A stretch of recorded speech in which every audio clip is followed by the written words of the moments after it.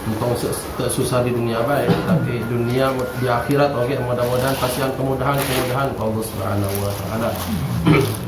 Utama anu adukung ya muril material doa pikiran sareng saja bisa bina dukungan mudah-mudahan sadayana sarengan rombongan kesorgan Allah Subhanahu wa taala. Allahumma ij'alna syakura waj'alna subura waj'alna fi 'amina saghira fi 'amina kabira antal ladzi qulta fi kitabil 'azim dan syakartum lazidannakum wa in kafartum min adzabil syadid zidna ya Allah al barakata wal hikmata lana min syariatika ya Allah min syaratil Qur'an min masyairil Qur'an wa ta'allumihi. Allahumma ij'alna min ahlil Qur'an Allahumma ij'alna min ahlil Qur'an Allahumma min Qur'an wa khassatihi. Rasulullah sallallahu alaihi wasallam yaqulu ya Allah ahlul Qur'an ahlullah wa khassatuhu tabarukan wa hikmatan min Allah bi tilawatina al-Fatihah. Bismillahirrahmanirrahim. Alhamdulillahi rabbil alamin arrahmanir rahim maliki yaumiddin iyyaka na'budu wa iyyaka nasta'in ihdinas siratal mustaqim siratal ladzina an'amta 'alaihim ghairil maghdubi 'alaihim waladdallin.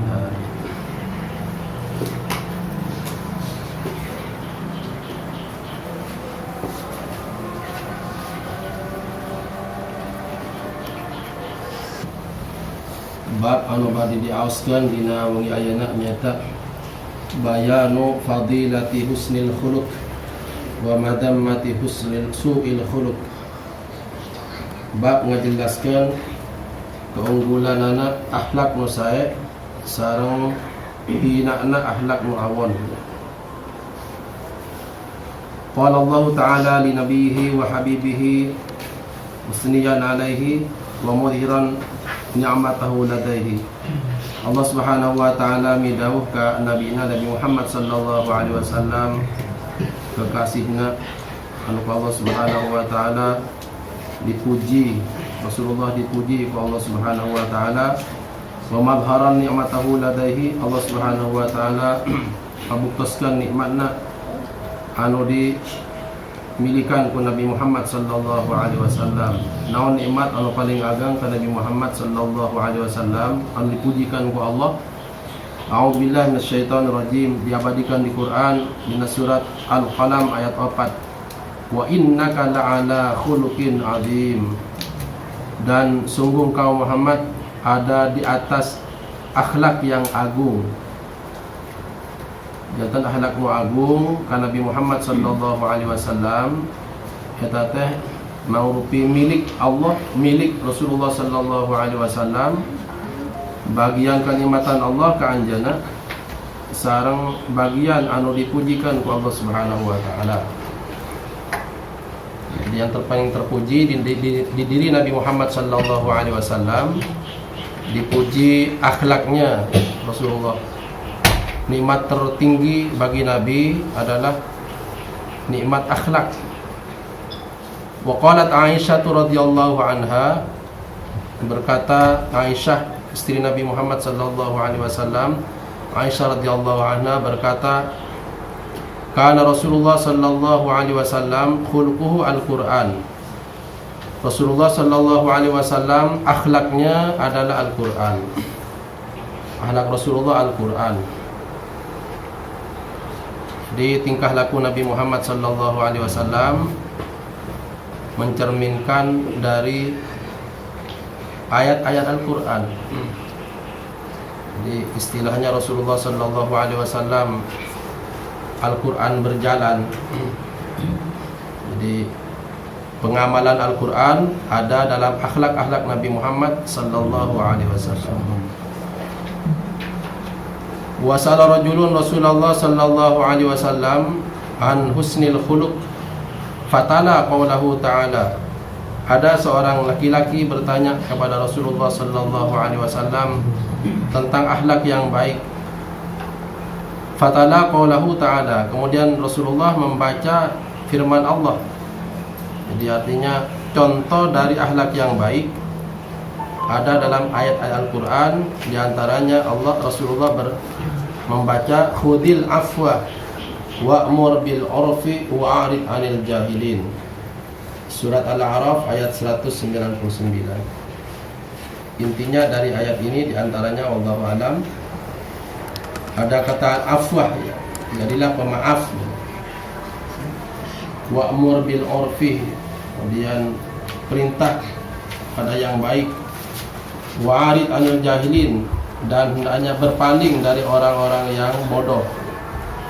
Berpaling dari orang-orang yang bodoh.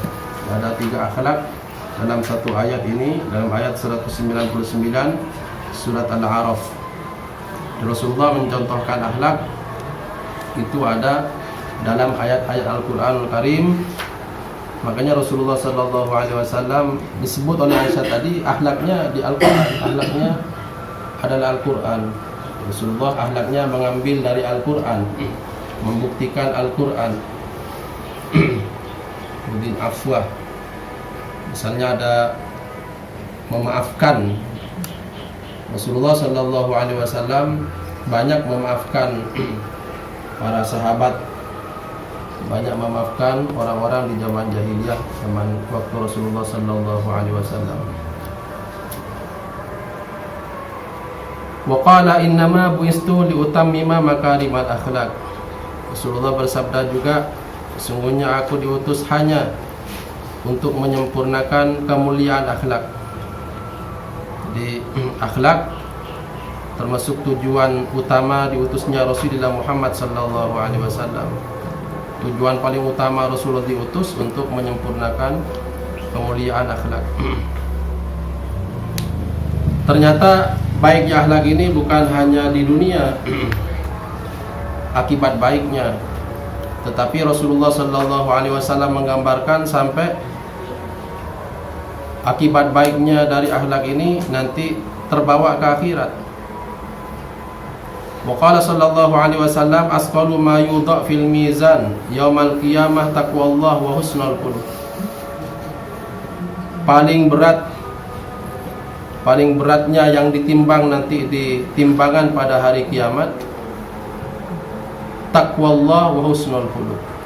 Jadi pada hari kiamat amal yang paling berat ketika ditimbang, kan ada timbangan yang berat, timbangan yang ringan. Jadi ada timbangan amal yang berat, ada timbangan amal yang ringan. Fa amma man saqulat mawazinuhu, ya. Itu menunjukkan sakulat. Sakulat artinya yang berat timbangan amal baiknya. Fa amma man saqulat mawazinuhu fa huwa fi insyatir radiyah. Orang yang berat timbangan amal baiknya nanti ada dalam kehidupan yang menyenangkan. Bahwa fi insyatir radiyah. Salah satu yang berat timbangan kebaikan nanti adalah takwa kepada Allah dan husnul khuluq dan akhlak yang baik.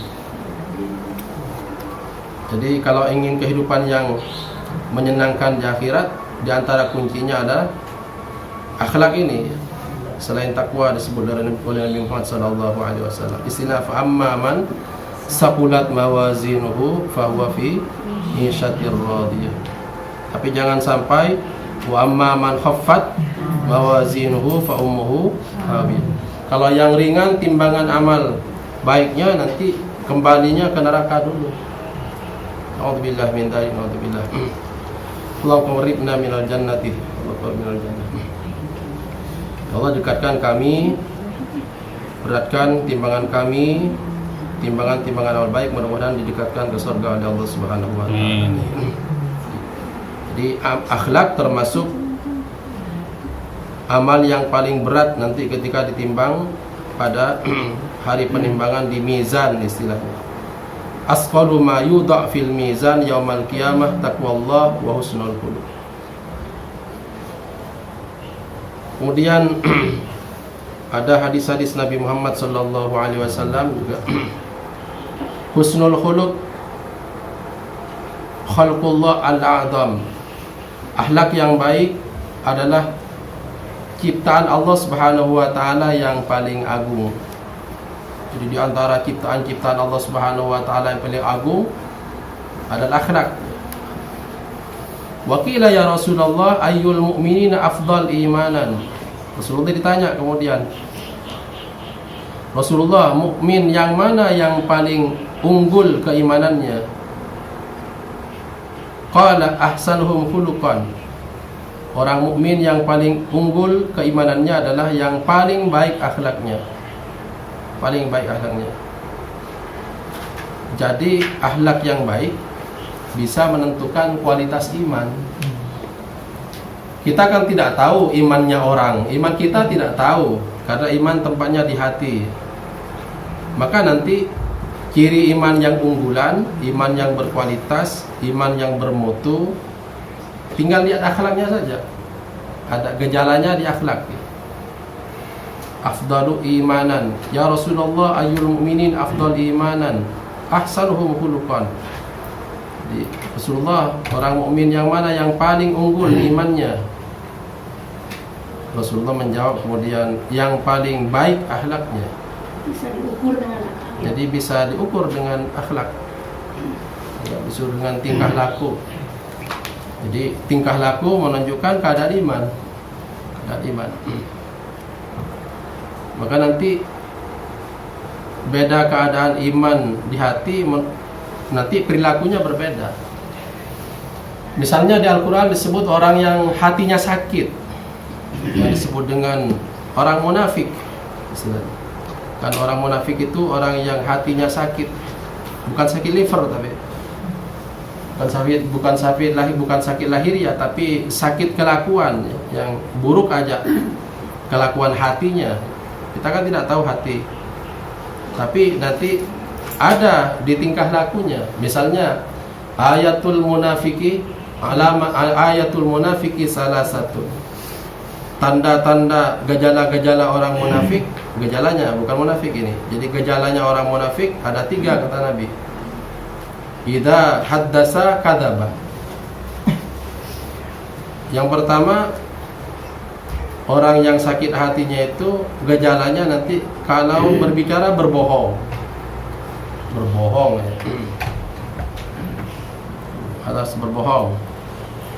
Maka kita takut lupa ya, kalau khawatir lupa, kalau janji-janji takut jatuh pada bohong. Maka kalau kita berjanji nanti disertai dengan insya Allah. Kembali akhlak diatur di Quran, termasuk biar kita tidak jatuh pada kebohongan, maka diatur oleh Al-Quran. Wala taqulanna li syai'in inni fa'ilun dzalika ghada illa ayyasha Allah wadhkur rabbaka idza nasita wa qul asa ay yahdi rabbi li aqramin hada rasyada. Di Al-Quran di surah Al-Kahfi kita tidak boleh gagah-gagahan berkata, ya saya besok akan melakukan. Apalagi kadang-kadang di WA itu siap besok. Illa yasha Allah, kecuali disertakan dengan kata insya Allah. Sebab kita tidak tahu kejadian yang akan terjadi besok. Tidak bisa. Dan ya sekarang kita belum bisa menggambarkan apa yang akan terjadi besok ya. Tiba-tiba kita mengatakan sekarang ya, karena besok kita tidak tahu. Tahunya sekarang, besok dikiranya sama dengan sekarang keadaannya. Beda ceritanya besok. Beda ceritanya. Jadi kemungkinan keadaan tidak sama dengan keadaan sekarang. Maka besok apa yang dikehendaki Allah, illa ayyasha Allah, maka disebut insya Allah. Sebab besok kehendak Allah akan tidak sama mungkin dengan sekarang. Tidak tahu kita. Orang yang munafik gejalanya kalau berbicara bohong. Orang yang munafik yang sakit hatinya, kita tidak tahu hatinya orang, tapi nanti terlihat dibicaranya banyak bohongnya, udah munafik namanya. Wa idza wa'ada akhlafa. Kalau berjanji kemudian mengingkari janji. Janji. Kalau sering mengingkar janji juga termasuk gejalanya orang munafik. Wa idza tumina khana. Kalau diberi amanat khianat. Diberi kepercayaan kemudian khianat. Jadi ada di bohong ya, melanggar janji, kemudian juga khianat. Itu kan kelakuan-kelakuan akhlak-akhlak buruk yang timbul dari orang yang hatinya maradun, ada penyakitnya, kata Allah Subhanahu wa taala. Jadi apa yang kita lakukan ini adalah gambaran keadaan hati kita sebetulnya. Gambaran keadaan hati kita. Wa qala sallallahu alaihi wasallam, Rasulullah bersabda, "Innakum lan tasi'u an-nas bi amwalikum, fasi'uhum bi bastil wajhi wa husnil khuluq." Ini hadis menarik. Menarik semua hadis Nabi ya. Kamu tidak akan bisa memuaskan manusia atau orang lain dengan harta kamu. Jadi kita tidak bisa memuaskan orang dengan harta kita. Artinya kalau urusan harta itu kurang aja, kurang terus. Maka bagaimana kita memuaskan manusia? Fasi'uhum bi bastil wajhi. Maka puaskan orang dengan wajah yang berseri-seri. Wa husnil khuluq, dan puaskan orang dengan akhlak yang baik. Jadi harta tidak menjamin puasnya orang dari kita itu. Tapi yang memuaskan itu justru adalah akhlak yang baik dan bastul wajhi, istilahnya wajah yang berseri-seri. Wajah berseri-seri. Apalagi mengharap dari orang. Kalau mengharap dari orang tuh siap-siap kecewa, sebab tidak akan sama dengan harapan kita. Pokoknya di harta itu kurang aja, kurang. Kata Al-Quran tuh sampai hatta zurtumul maqabir. Kita tuh akan kurang terus, ingin banyak, sampai diantarkan ke kuburan baru tidak ingin banyak gitu. Coba yang diantar ke kuburan tanya, misalnya kita nanya yang enak-enak, padahal itu tidak akan menjawab. Kalau menjawab jangan kuburkan. Kenapa? Ya belum mati. Ya, misalnya tanya ke kuburan mau naik mobil misalnya gitu, Avanza atau mobil Fortuner gitu, itu tidak akan menjawab. Dan tidak akan menjawab yang mewah-mewah itu. Dan yang sederhana juga kita paksakan itu. Dia tidak punya keinginan. Yang sederhana apa itu? Katil itu. Katil itu juga bukan pilihannya, bukan pilihannya. Jadi nurut aja mau diberi apa ya. Jadi ambisi-ambisinya itu yang selama hidupnya ingin banyak, ingin nggak mungkin mau ditawari yang ini. Jangankan ini kita mengingat kematian, kemudian biar kita tidak terlalu ambisi ke dunia, kemudian melupakan akhirat. Jangankan mati orang, ketika menjelang kematian sakit saja, ketika sakit coba tawari makanan enak, itu tidak banyak yang masuk. Itu masih hidup orangnya itu. Apalagi mati ya, mati. Coba orang yang sakit sudah menjelang sakarat, sudah ini gitu. Tawari yang enak-enak. Tawari hamburger misalnya. Tawari apa yang enak-enak juga makanan. Tawari roti apa segala macam. Nggak mungkin mau. Sudah habis itu ambisinya. Jadi benar sekali Al-Quran menyebut ambisi itu akan berhenti hatta zurtumul maqabir. Ketika kita mau diantarkan ke kuburan tuh habis ambisi semuanya itu. Tanya aja. Ini makanya Rasulullah Shallallahu Alaihi Wasallam kalau karunia ingin diikutkan ke akhirat, ketika kita sehat, ya karunia itu kita gunakan untuk kemanfaatan disyukuri ketika kita sehat, istilahnya. Ketika kita sehat, itu yang paling baik untuk menyertai kita nanti karunia dibawa ke akhirat maksudnya. Gitu ya. Jadi karunia mumpung kita masih sehat, silakan kesehatan ini karunia yang Allah titipkan, maksimalkan. Ke masjid maksimalkan, kakinya itu yang semangat masjid letoy gitu ya, jangan gitu ya. Jalannya itu yang tegap gitu ke masjid itu, ngaji yang tegap gitu ya. Misalnya ini ngaji enak suaranya ya, naudzubillah. Tapi ketika bernyanyi, ketika baca Pancasila bagus sih. Tapi ketika ngaji suaranya ya Allah. Ini kita dalam rangka juga banyak menggunakan karunia-karunia Allah Subhanahu wa taala untuk kebaikan. Maksimalkan pokoknya karunia Allah Subhanahu wa taala selagi kita sehat. Itu lebih baik daripada ketika kita nanti menjelang mati. Naudzubillah min dzalik. Jadi kata Rasulullah, kita tidak bisa memuaskan orang dengan harta kita, tapi kita bisa memuaskan mereka dengan wajah yang berseri-seri dan juga dengan akhlak yang baik. Dengan akhlak yang baik.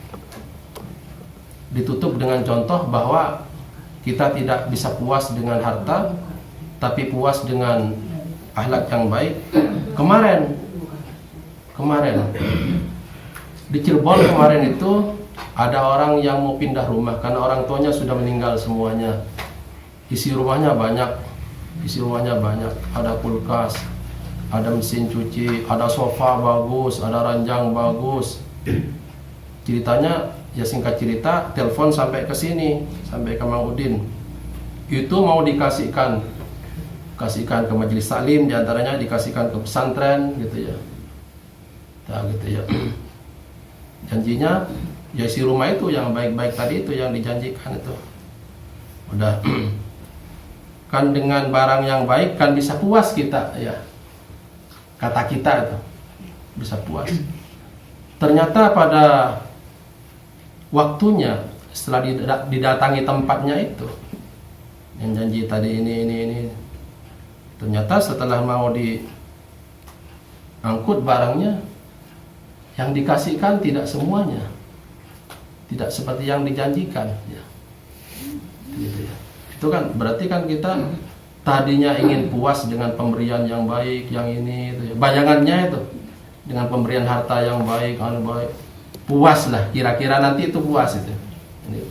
Tapi ketika pada saatnya serah terima tidak sama dengan kepuasan yang digambarkan sebelumnya. Sulaya. Ya, tidak sama dengan. Bukan itu maksudnya ya saya ini, itu hak yang mau memberi ya. Maksudnya nanti seperti kata Rasulullah, kamu hanya bisa memuaskan orang dengan wajah yang berseri-seri dan dengan akhlak yang baik. Yang kemarin memuaskan itu, nah ini kemudian. Jadi itu buang itu yang tadi itu. Ya. Merasa tidak puas, buang. Itu sifat-sifat jelek kita. Kita cari yang baiknya saja. Yang memuaskan kemarin itu justru penerimaannya. Penerimaan orangnya itu. Saya belum pernah ketemu dengan orang itu. Belum pernah ketemu, baru ketemu pertama saja. Tapi kemudian seperti orang yang akrab tuh. Kesini Pak Ustaz, duduk di sini di sofa. Yang sofanya itu dikira mau diberikan, ternyata enggak. Hanya diberi kesempatan duduk aja. Nah, duduk di sini. Udah. Nah bisa itu karena menyapanya Ustadz, mungkin yang cocok mungkin pembicaraan ya ibadah aja gitu ya, juga gitu ya. Udah sholat, tapi enak kan nyapa begitu tuh. Udah sholat belum, gitu ya. Udah ke masjid. Habis itu kemudian berapa orang? Maksudnya nanti mau dikasih makan. Itu yang tadi pemberian yang tidak jadi, yang tidak memuaskan itu ketutup dengan ini gitu ya, dengan penerimaan yang baik. Ya, ketutup dengan ini gitu ya, dengan ini. Jadi kebayar yang itu. Sebab kalau dengan harta tidak mungkin puas-puas.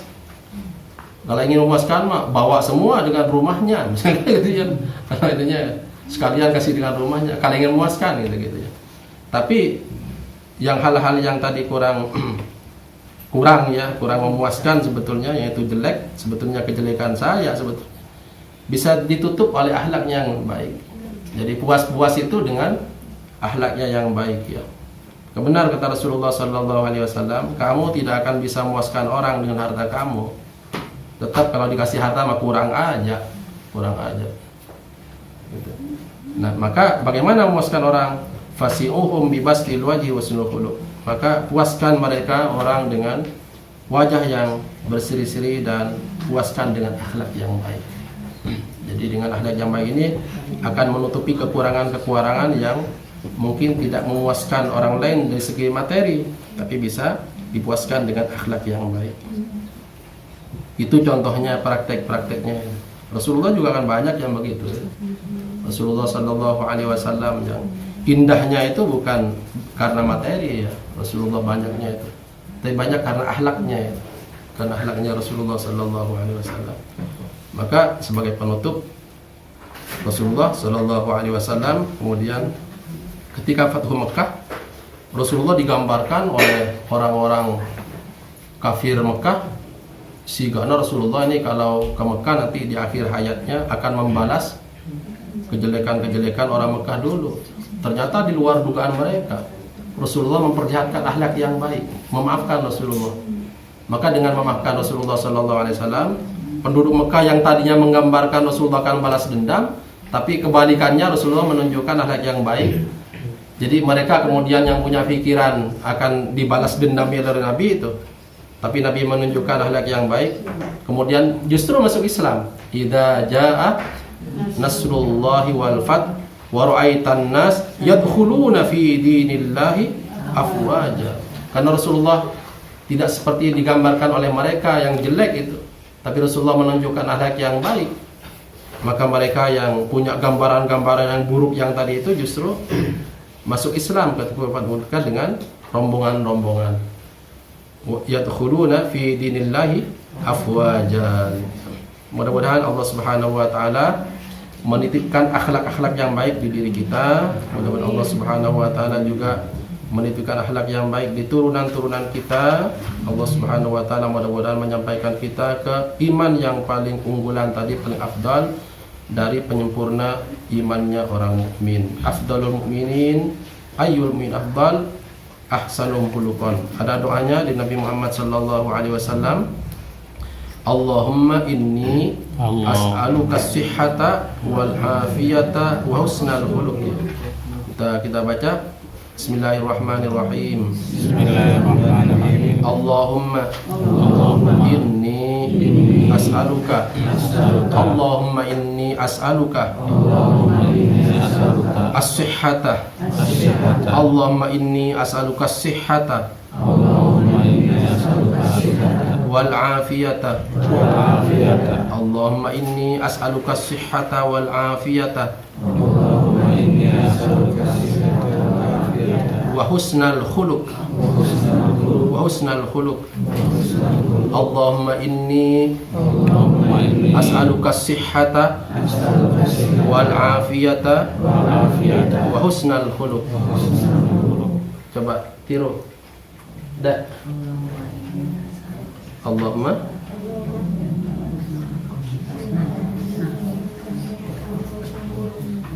wal afiyata. Jadi tarik.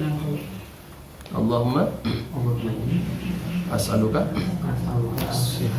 wal afiyata. Jadi ya, 3. Kan gampang tuh, sehat wal afiyat gitu ya. Allahumma inni as'aluka as-sihhata wal afiyata wa husnal khuluq. Jadi kita minta pada Allah kesehatan dan afiat. Sehat dengan afiatnya beda.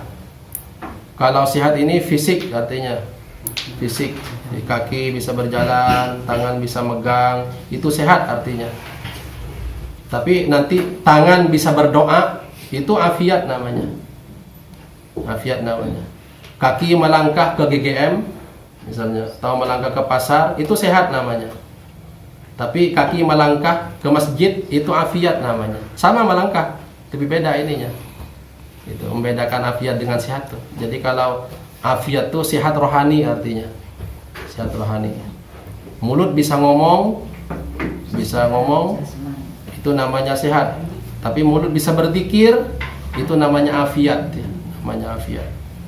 Mudah-mudahan Allah Subhanahu wa taala memberikan kesehatan dan afiat juga dengan akhlak yang baik. Allahumma inna nas'aluka as-sihhata wal afiyata wa husnal khuluq. Allahumma inna nas'aluka ridhaka wal jannah wa na'udzubika min sakhatika wan nar.